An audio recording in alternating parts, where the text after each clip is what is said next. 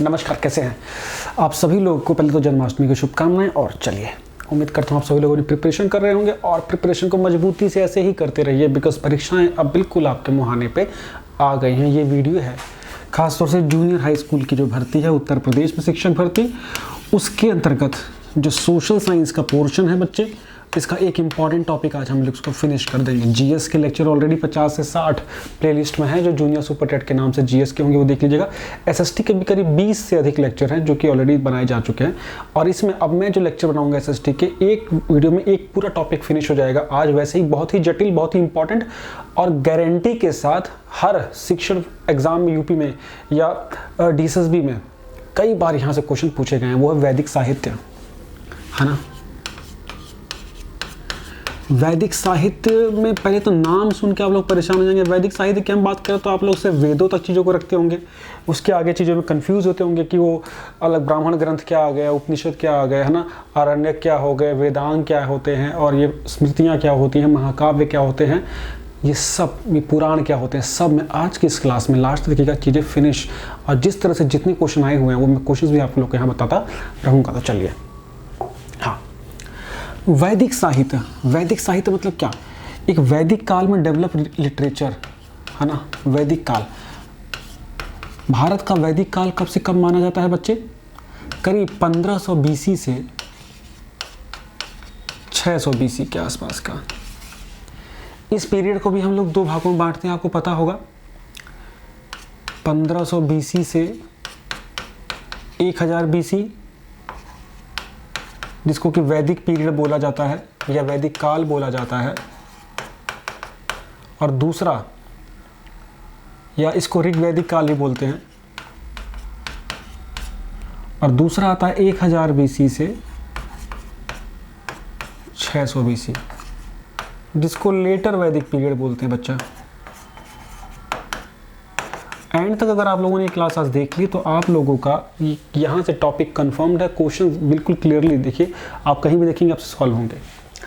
इसके अंतर्गत कुछ साहित्य डेवलप हुए जिनको हम लोग आज तक पढ़ रहे हैं और जिससे हमारे भारत की सभ्यता के विषय में बहुत जानकारी मिलती है। ये अलग अलग प्रकार के हैं, तो मुख्य रूप से देख ली तो सबसे मेन पहले क्या है, वेद हैं। हमारे 4 वेद होते हैं, आप लोगों को पता है, आप लोगों ने खूब बचपन से पढ़ रहे हैं। बचपन इन द सेंस 10वीं से तो जान ही रहे हैं। ऋग्वेद, सामवेद, यजुर्वेद, अथर्ववेद, इसको देखेंगे, ये होते हैं वेद। इसके बाद होते हैं उपवेद।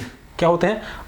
हर वेद का अपना एक उपवेद होता है। उसके बाद होता है ब्राह्मण ग्रंथ, उसके बाद होता है आरण्यक, उसके बाद होता है उपनिषद, वेदांग, स्मृति, पुराण और महाकाव्य। और ये सब मिलके क्या कहलाते हैं? वैदिक साहित्य। ये सब मिलके क्या कहलाते हैं? वैदिक साहित्य। क्लियर है? तो चलिए चीज़ों को शुरू करते हैं। सबसे पहले हम लोग देख रहे हैं ऋग्वेद। ऋग्वेद दुनिया का, मतलब भारत का ओल्डेस्ट वेद माना जाता है बच्चे, और वैदिक साहित्य में सबसे पुराना माना जाता है। वैदिक काल की रचना, ये पहला, और अच्छा हाँ छोड़ो, ये पहला सबसे पहले ये वेद तैयार होता है। भारत का प्राचीनतम वेद है, आप लोगों को पता होगा। अब इसके अंतर्गत देखिए क्या क्या है। पहले तो इसकी देख लीजिए, इसकी 4 शाखाएं हैं, 4 इसकी ब्रांचेज हैं। उन ब्रांचेस का नाम देख लो। पहली ब्रांच है मांडुक्य, दूसरी है वाडकल, तीसरी है शाकल और चौथी है अश्वलायन। अब इसमें जो ऋग्वेद जो है वो बेसिकली शाकल के अंतर्गत लिखा हुआ है। जो शाकल है मेनली हम यही पढ़ते हैं, जो पढ़ने वाली कंटेंट है, ठीक है। तो इसको आप लोग ध्यान में देख लेना। इसमें जो चैप्टर्स 10 चैप्टर के रूप में चीज़ों को बांटा गया है ना। 10 मंडल बोलते हैं उन चैप्टर्स को। उन चैप्टर्स को क्या बोलते हैं? मंडल बोलते हैं। इसमें जो पहला और जो 10वां मंडल है वो सबसे लेट, मतलब कि वैदिक पीरियड करीब बाद में ऐड हुआ है, मतलब वो नया चैप्टर है वो, है ना, बाद में इंक्लूड हुआ है। वो लेटर वैदिक पीरियड का है, उत्तर वैदिक काल का है, मतलब 1000 बीसी के बाद का है। तो क्वेश्चन यहाँ पे कभी आएगा तो ध्यान देना होगा आपको। इसमें देखिए मेन क्या चीज़ है, इसका जो कंटेंट है वो है देवताओं की पूजा। देवताओं की पूजा के लिए उच्चारित मंत्र हैं, है ना, पूजा याचना के लिए, ठीक। इसके 9वें मंडल में सोम से रिलेटेड उच्चारण आपको मिलेंगे, सोम से। पेपर में सीधे क्वेश्चन पूछा हुआ है। दूसरा और 7वां जो मंडल है, जो चैप्टर है, सबसे ओल्डेस्ट है, सबसे प्राचीन है। मैं इसमें वही क्वेश्चंस करा रहा हूँ जो बिल्कुल टीचिंग के एग्जाम के लेवल के हैं, उससे ऊपर के लेवल में छोड़ रहा हूँ अभी, ठीक है ना। 10वें मंडल में वर्ण व्यवस्था का जिक्र है। देखो पेपर में 1000 बार एक क्वेश्चन आया है ना। वर्णा सिस्टम, क्षत्रिय, ब्राह्मण, वैश्य और शूद्र का जो कैटेगराइजेशन है। फिर सप्त संधव प्रदेश के बारे में बात की गई है कि ऋग्वेद की रचना सप्त संधो प्रदेश मतलब 7 नदियों के क्षेत्र में हुई थी, है ना। उसके बाद इसका संकलन किसने किया था? द्वैपायन ऋषि ने, द्वैपायन डन, द्वैपायन याद रखिएगा। इसमें पुरोहित को होता बोला जाता है। क्या बोला जाता है? होता। इसमें गायत्री मंत्र का भी जिक्र मिलता है, ओम भूर्भुवस्व, है ना। ये किसमें? 3rd मंडल में है, आपको याद होना चाहिए, 3rd मंडल में है, ठीक है। फैक्चुअल चीज़ें। अब बाकी जो चीज़ें होंगी ना इसकी, मैं आपको जो क्वेश्चंस कराऊंगा क्योंकि हम इसके लिए 1 से 2 क्लास के बाद हम लोग क्वेश्चंस की सीरीज भी लेके आएंगे, तो वहाँ से आप इसको कर लीजिएगा। आप लोग के कमेंट में मुझे क्वेश्चन बताइएगा कि ऋग्वेद में किस देवता का जिक्र ज़्यादा मिलता है। एक और क्वेश्चन मुझे बताइएगा कि ऋग्वैदिक पीरियड में समाज, खैर वो समाज का हिस्सा आएगा, जब इसके बाद मैं समाज कराऊंगा तब महिलाओं की स्थिति क्या थी, ठीक है। महिलाओं की स्थिति क्या थी ऋग्वैदिक पीरियड में, लेटर वैदिक पीरियड में नहीं। कंपैरिजन चाहे तो आप बता सकते हैं। अब देखिए दूसरा वेद है सामवेद। इसमें करीब 1549 मंत्र के आसपास हैं, लेकिन इसमें से ज़्यादातर मंत्र ऋग्वेद से लिए गए हैं और इसके कुछ ही मंत्र हैं, लगभग 75 के आसपास नए मंत्र हैं जो कि इसमें शामिल किए गए हैं सामवेद में।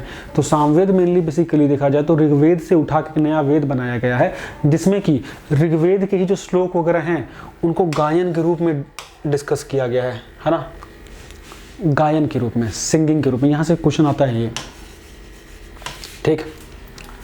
अब देखिए बाकी ऋग्वेद से लेके संगीत का सबसे प्राचीनतम स्रोत माना जाता है इसको, संगीत का सबसे ओल्डेस्ट एविडेंस यहाँ से आपको इसको माना जाएगा। यजुर्वेद की अगर हम बात करें, कर्म कांड, पूजा पाठ, यज्ञ, यश यजुर्वेद जैसे यज्ञ का जिक्र इसमें मिलता है, ठीक है। इसकी रचना की थी याज्ञवल्क्य ने। इसकी रचना किसने की थी? ऋषि याज्ञवल्क्य ने। यज्ञ अनुष्ठानों एवं विधियों का इसमें उल्लेख आपको देखने को मिलेगा। 40 से अधिक अध्याय यहाँ पे आपको दिखते हैं। 1000 बार क्वेश्चन आएगा कि कर्म कांडों से जुड़ा हुआ कौन सा वेद है, तो वो है आपका यजुर्वेद। इसमें कर्म कांड करने वाले पुरोहित को अध्वर्यु बोला जाता था, अध्वर्यु, ठीक। देखिए ये गद्य और पद दोनों में है, मतलब गद्यांश और पद्यांश दोनों की फॉर्म में है। ये क्वेश्चन पेपर में पूछा हुआ है, कौन सा ग्रंथ या कौन सा वेद दोनों में है, गद्य और पद्य दोनों में है। और जो ऋग्वेद है वो पद्य में है, ठीक है। चलिए अब इसके यजुर्वेद को 2 हिस्सों में मेनली बांटा गया है, एक तो कृष्ण यजुर्वेद और एक शुक्ल यजुर्वेद। तो कृष्ण यजुर्वेद के 4 ब्रांचेज हैं, ये तैतरीय, कांडक, कपिस्थल और मैत्रायणी। सबसे पहले देखो यजुर्वेद को 2 भागों बांटा गया है, 2 शाखाओं में, कृष्ण यजुर्वेद और शुक्ल यजुर्वेद। तो कृष्ण के 4 ब्रांचेस और शुक्ल के 2 ब्रांचेस, कण्व और मध्यनंदिन। तो कण्व और मध्यनंदिन शुक्ल यजुर्वेद, और कृष्ण यजुर्वेद में तैतरीय, काणक, कपिस्थल और मैत्रायणी। यहाँ पे थोड़ा सा आपको याद, ये थोड़े से रटने पड़ेंगे, इसका रटना ही है, बिकॉज बहुत सी किताबों में तो आपको देखने को मिलेगा ही नहीं जल्दी, ठीक है। अब देखिए आखिरी वेद आ गया अथर्ववेद। अथर्ववेद में आर्यों के बारे में बातें की गई है कि कैसे आर्यों की संस्कृति के बारे में कुछ चीज़ें मिलती हैं, कुछ साक्ष्यों पर रचना की गई है। इसमें सबसे मेन बात है कि इसको ब्रह्मवेद के नाम से भी जाना जाता है, सबसे पॉपुलर भी है ये, क्योंकि पॉपुलर चीज़ें हैं, है ना। इसकी रचना किसने की थी? अंगारिश ऋषि ने की थी। किसने की थी? अंगारिश ऋषि ने की थी। 20 मंडल हैं इसमें, 731 ऋचाएँ हैं, सूक्तियाँ मतलब, ठीक है। इसमें राजा परीक्षित का जिक्र मिलता है जो कुरु के शासक थे, ठीक है ना। पेपर में 10 बार क्वेश्चन आएगा कम से कम। अच्छा मैं बताता हूँ जूनियर के लिए, जूनियर साइंस, जूनियर एसएसटी की क्लासेस चल रही हैं, जूनियर मैथ साइंस की क्लासेस चल रही हैं। आप चाहें तो इंडिविजुअल सब्जेक्ट भी ऑप्ट कर सकते हैं और उसकी क्लासेस तेज़ी के साथ सिलेबस की ओर बढ़ रही हैं। मोस्ट प्रोबेबली हम लोग एग्ज़ाम की ओर जा रहे हैं, 1 से 1.5 महीने में आपको एग्ज़ाम शायद देखने को मिल जाए। तो अगर अभी तक आप लोगों ने क्लासेस ज्वाइन नहीं की तो प्लीज़ क्लासेस को चाहे तो ज्वाइन कर सकते हैं। नंबर हमारा आपके पास है ही, नंबर नहीं पता तो फिर बता दूँ, 7678668827, है ना।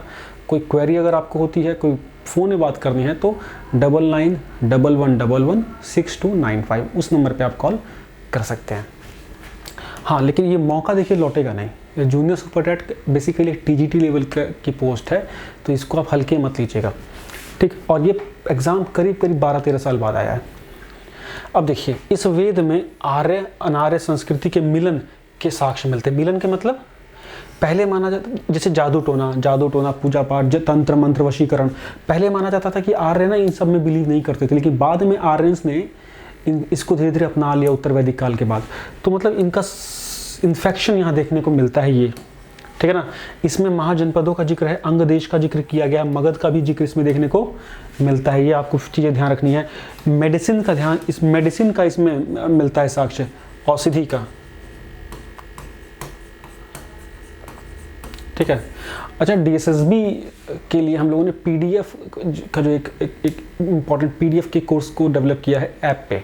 आप चाहें तो इनकृति ऐप पे इंस्टॉल करके उसको देख सकते हैं, ठीक है। अब चलिए देखिए, अथर्ववेद की 2 शाखाएं हैं। एक शाखा को बोलते हैं शौनक, शलगम वाला श, और दूसरा है पिप्लाद। दूसरा क्या बाबू? पिप्लाद, ठीक है। अब देखिए, ये 4 वेद हो गए ना, ये 4 वेद हो गए। तो इस वेद के कुछ समझने के लिए थोड़ा, भाई इतना जटिल था, सब नहीं समझ सकते थे इसको, थोड़ा सा ट्रांसलेट किया, इसको जटिल से नॉर्मल करने के लिए ब्राह्मण ग्रंथों की शुरुआत की, ब्राह्मण ग्रंथों को लिखना शुरू किया गया। ये क्या? वेदों के गद्य भाग को कहते हैं। वेद के जो पैराग्राफ वाला जो पोर्शन है उसको ब्राह्मण साहित्य बोला गया या ब्राह्मण ग्रंथ बोला गया। इनसे वेदों को समझना आसान हो गया। हर वेद का अपना ब्राह्मण ग्रंथ था, हर वेद के अपने ब्राह्मण ग्रंथ थे, याद कर लो, पेपर में आएगा। तो ऋग्वेद के ब्राह्मण ग्रंथ कौन कौन से बाबू? ऐतरेय और कौशितकी। ऐतरेय और कौशितकी। ऐतरेय की संरचना को लिखा था किसने? महिदास ने। किसने लिखा था? महिदास। महिदास की माता का नाम था इतरा। क्या नाम था इनकी माता का? नाम इतरा। और इसी माता के नाम के कारण ही इनके लिखे गए साहित्य को ऐतरेय के नाम से जाना जाता है, ठीक है। इसमें क्या क्या कंटेंट है ऐतरेय ब्राह्मण में? एक तो राज्याभिषेक के समय जो यज्ञ होता है उसके बारे में जिक्र किया गया है, पूजा विधानों का जिक्र किया गया है, पृथ्वी, एक अथाह समुद्र की चर्चा की गई है कि जो पृथ्वी को चारों ओर से घेर लेता है ना, यहाँ पे इंपॉर्टेंट है। और दूसरा जो इनका ब्राह्मण ग्रंथ है कौशितकी, इसकी रचना की थी कुशितक ऋषि ने। कुशितक ऋषि। ये पीडीएफ में टेलीग्राम ग्रुप में डाल दूंगा, वीडियो देख के पीडीएफ अच्छे से देखना सामने रख के, तब मजा आएगा आपको। टेलीग्राम ग्रुप ज्वाइन कर लेना, एम विद राकेश सर्च करो, मिल जाएगा, ठीक है। एक ही है। अब देखो, यजुर्वेद के ब्राह्मण ग्रंथ को में कौन कौन है? यजुर्वेद का जो ब्राह्मण ग्रंथ है उसको बोलते हैं तैतरीय। क्या बोलते हैं? तैतरीय। और दूसरे ब्राह्मण ग्रंथ को शतपथ ब्राह्मण। शतपथ ब्राह्मण ग्रंथों में सबसे बड़ा ग्रंथ यही है, ध्यान देना। अब यजुर्वेद का शतपथ, है ना। इसको याज्ञवल्क्य ने लिखा था, क्योंकि याज्ञवल्क्य ने तो पूरा यजुर्वेद ही लिखा है। इसमें पुनर्जन्म का जिक्र है, राम कथा का जिक्र है, पुरुवा और उर्वशी का जो फेमस व्याख्यान था, पुरुषवा और उर्वशी का जो फेमस डिस्कशन था वो इसी में है। किसमें? शतपथ ब्राह्मण में बेटा। नेक्स्ट है सामवेद का ब्राह्मण ग्रंथ कौन कौन सा है? छांदोग्य और जैमिनीय। जैमिनीय पेपर में खूब आता है। जैमिनीय किसका ब्राह्मण ग्रंथ है? सामवेद का, ठीक है। इसमें क्या? यज्ञ के कर्मकांड का वर्णन खासतौर से किया गया है, और छांदोग्य। इसके अलावा इसका कुछ कुछ जगहों पर जिक्र मिलता है कि इसके 2 ये पंचविश और षडविश, ये भी जो ब्राह्मण ग्रंथ सामवेद से ही जुड़े हुए हैं। कई सारी बुकों में आपको सिर्फ ये ही दोनों मिलेंगे। पेपर में क्वेश्चन आज तक इन्हीं दोनों पे आए हैं, इस पे बल्कि ज्यादा आए हैं, है ना। अलर्ट रहिएगा बिल्कुल। अथर्ववेद में एक ही है, गोपथ। गोपथ गोपथ गोपथ गोपथ गोपथ गोपथ ऋषि के द्वारा लिखा गया। डन हो गया, डन हो गया, डन हो गया, वेरी गुड। रट लेना है अपने को इसको। अब आएंगे आरण्यक। तो देखिए, ब्राह्मण ग्रंथ हो गया, ब्राह्मण ग्रंथ के बाद आरण्यक। आरण्यक भी एक लिटरेचर होता है, जो लिटरेचर जंगलों में तैयार होता है। जंगलों में जो क्या कह सकते हैं, सन्यासी वगैरह अपने छात्रों को जो लिटरेचर देते हैं, जो ज्ञान देते हैं, उसका संकलन आरण्यक कहलाता है। अरण्य का मतलब होता है वन, वन का पर्यायवाची है ये, ठीक है। अब देखिए, वनों में रहने वालों और उनके छात्रों के बीच जो कन्वर्सेशन है, उनके जो ज्ञान है वो लिखा गया। आप कभी घर में सत्यनारायण भगवान की पूजा कराते हैं ना, बोलते कि सूत जी ने बोला, जंगलों की कहानी तो है वो, है ना। अब देखिए, इसमें जैसे हर वेद का अपना ब्राह्मण ग्रंथ था, वैसे ही हर वेद का अपना आरण्यक ग्रंथ भी है। तो देखिए, ऋग्वेद के आरण्यक का क्या नाम है? वही सेम, ऐतरेय और कौशितकी। रट लो इसको, ऐतरेय और कौशितकी। सामवेद के आरण्यक को जैमिनीय आरण्यक और छांदोग्य आरण्यक बोलते हैं। रटना आसान हो जाएगा, बिल्कुल ब्राह्मण वाले नाम ही हैं। यजुर्वेद के आरण्य को क्या बोलते हैं? बृहदारण्यक और तैत्तिरीय और शतपथ। अथर्ववेद का कोई भी आरण्यक ग्रंथ नहीं है, इसको जरूर ध्यान दीजिएगा। यहाँ से स्ट्रेट फॉरवर्ड क्वेश्चन आएगा। मैं बिल्कुल स्क्रीन से हट के पढ़ा रहा हूँ बिकॉज बोर्ड आप लोगों का छोटा है ना, तो आप लोगों को कई बार प्रॉब्लम फेस करने को मिलती होंगी। अब इसके बाद आ रहा उपनिषद। भैया उपनिषदों की संख्या बहुत है, सबसे बड़ी ज़्यादा फैला हुआ लिटरेचर है, ये बहुत फैला हुआ, करीब 108 उपनिषद हैं। दारा शिकोह ने इसमें से आधे उपनिषदों का ट्रांसलेशन करा दिया था फारसी में, याद होगा आप लोग को, औरंगजेब का भाई, शाहजहां का बेटा। और उपनिषद मतलब क्या होता है? नज़दीक बैठ के जो ज्ञान मिलता है ना, गुरु के समक्ष बैठ के नज़दीक में जो ज्ञान मिलता है गुरु से, उसके संकलन को उपनिषद बेटा बोला गया। क्या बोला गया? उपनिषद। तो टोटल उपनिषद कितने हैं? 108। ऋग्वेद के 2 उपनिषद हैं, वही ऐतरेय और कौशिकी। सामवेद के कौन कौन से हैं? छांदोग्य उपनिषद और जैमिनी उपनिषद, वही है ना। लेकिन अब यहाँ देखो क्या चीज़ की, जो छांदोग्य उपनिषद है ये उपनिषदों में सबसे प्राचीन है, ये उपनिषदों में सबसे प्राचीन है। क्वेश्चन एक और आता है कि ये कब लिखे गए थे? ज़्यादातर उपनिषद बुद्ध के जन्म से पहले के लिखे हुए हैं, मतलब 600 BC से पहले के, लोग लेटर वैदिक पीरियड के आसपास 1500 BC से लेकर 1000 BC के आसपास हो गए हैं, मतलब 1000 BC से 600 BC के बीच में ज़्यादातर हुए हैं। ठीक है। यजुर्वेद के कौन कौन से फेमस उपनिषद हैं? बृहदारण्यक उपनिषद बृहदारण्यक उपनिषद में ही याज्ञवल्क्य और गार्गी का फेमस संवाद मिलता है। ठीक। दूसरा कठोपनिषद बहुत फेमस है, नचिकेता और यमराज का संवाद मिलता है कठोपनिषद में। फिर है ईशोपनिषद, फिर है श्वेतांबर उपनिषद, मैत्रायण उपनिषद और महानारायण उपनिषद। 108 उपनिषदों में जो हमारे वेदों से जुड़े हुए उपनिषद हैं उनका जिक्र मैंने यहाँ पे आपको कर दिया है। वैदिक साहित्य के लिए इस वीडियो से बाहर आपको लिटरली आपको देखने की आवश्यकता नहीं पड़ेगी।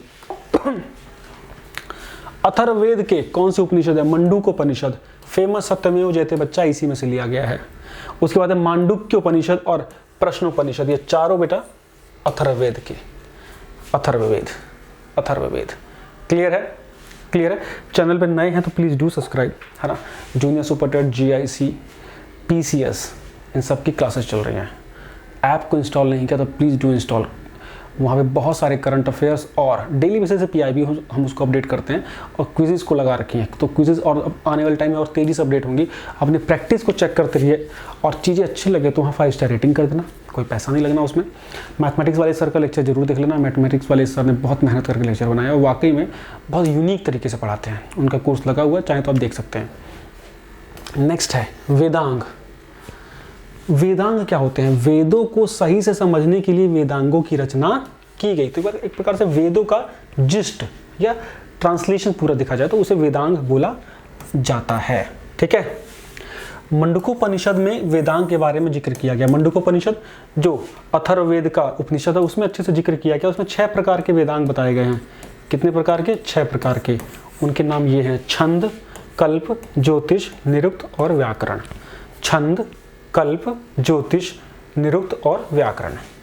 छंद को रिलेट करते हैं वेदों के पैर से, कल्प को रिलेट करते हैं वेदों के हाथ से, ज्योतिष को रिलेट करते हैं वेदों की आंख से, निरुक्त को रिलेट करते हैं निरुक्ति से, और व्याकरण को रिलेट करते हैं वेद के मुख से। बोलेंगे ना कि वेदों का पैर किसको माना जाता है? छंद को। ऐसे क्वेश्चन आ जाएगा। अब आता है स्मृति। स्मृति मतलब मेमोरी। ये बेसिकली हिंदू कोड्स हैं, मतलब कि रूल्स रेगुलेशन है, सेट ऑफ रूल रेगुलेशन। प्राचीन भारत में हिंदुओं का जीवन कैसा हो, है ना, हिंदू समाज का जीवन कैसा हो, उसके लिए एक कोड था, है ना, पीनल कोड या कानूनी ग्रंथ। और ये हैं, कितनी हैं? 1 2 3 4 5 6 7। ठीक है। सबसे ओल्डेस्ट का नाम मनुस्मृति, खूब नाम सुना होगा आप लोगों ने। मनुस्मृति बहुत विवादास्पद भी रहता है ना। सबसे प्राचीन है मनुस्मृति, जिसकी रचना हुई थी करीब 200 BC से 200 AD के बीच में। उसके बाद है याज्ञवल्क्य स्मृति जो कि 100 BC से 300 AD के बीच में हुई। नारद स्मृति 300 AD से 400 AD। पराशर स्मृति 300 AD से 500 AD। बृहस्पति स्मृति 300 AD से 500 AD। अब AD आ गया सब कुछ। काव्यायन स्मृति 400 AD से 600 AD। और देवल स्मृति मध्यकालीन पीरियड में। है ना। ये देखो कि बृहस्पति, ये सब तो गुप्तास पीरियड के आसपास की चीज़ें हैं, ठीक है। ये मौर्यास के आसपास के समय की चीज़ें हैं, क्लियर हो रही है। तो ये आपकी स्मृति, हिंदू कानूनी ग्रंथ। अब इसके बाद देखते हैं पुराण। पुराण क्या होते हैं? पुराण भी बहुत फेमस साहित्य होते हैं वेदों से रिलेटेड, और ये भारत की संस्कृति, धर्म, विज्ञान, समाज के बारे में बताते हैं, ठीक है। 18 पुराण होते हैं भारत में सब मिला के, ठीक है। इसका संकलन किया था लोहमर्ष ने और उनके पुत्र उग्रश्रवा ने। लोहमर्ष ऋषि की गुफाएं हैं ना, अशोक सम्राट ने जो बनवाई थी, और उनके पुत्र दशरथ ने, इसको ध्यान देना। और 18 पुराणों का जिक्र किया गया। इसमें सबसे प्राचीन और प्रमाणिक पुराण मानता है मत्स्य पुराण, ठीक है। मत्स्य पुराण, हर पुराणों को अपना लोग गहन करते हैं, उसका अध्ययन करते हैं, करवाते हैं। आप देखेंगे जो गरुड़ पुराण, जो मृत्यु के ऊपर जो बाद में इसका अवलोकन होता है, लोग गरुड़ पुराण को सुनते हैं, है ना, अलग अलग जगहों पे। अब देखिए पुराण के 5 कंपोनेंट्स हैं। क्या हैं 5 कंपोनेंट? पहला सृष्टि, दूसरा प्रतिसर्ग, चौथा मनवंतर, पहला दूसरा तीसरा, चौथा है देववश, और 5वां है राजवंशों का क्रमिक इतिहास। मतलब इसमें क्या क्या चीज़ें, इसका इंडेक्स है ये। पहला सृष्टि के बारे में बात करेंगे, प्रतिसर्ग के बारे में बात करेंगे, राजवंशों का क्रमिक इतिहास के, तो ये क्वेश्चन इंपॉर्टेंट है। सातवाहनों का जिक्र मिलता है इनसे, एक पुराण से, मत्स्य पुराण। मत्स्य पुराण से सातवाहनों का आपको वंश की जानकारी मिलेगी, सबसे प्राचीन पुराण इसको माना जाता है। फिर विष्णु पुराण से आपको मौर्य और गुप्त वंश की जानकारी भी मिलती है, ठीक है। ये हमारे हो गए पुराण। लास्ट में बढ़ता है महाकाव्य।